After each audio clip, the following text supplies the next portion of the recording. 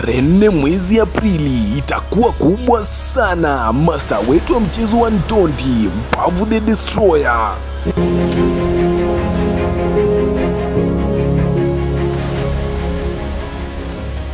atakuwa ulingoni kumenyana na majembe. Usikose burudani ya kipekee itakayotikisa jiji nzima.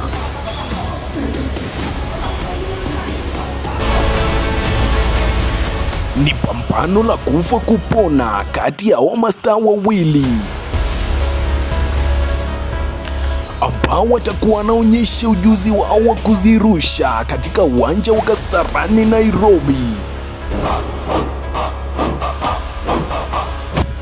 Je, ni nani ataibuka mshindi? Ni nguvu dhidi ya mpinu. Njoo ujione historia ikiandikwa ulingoni. Ni vurugu kati ya majembe na Mbavu the Destroyer.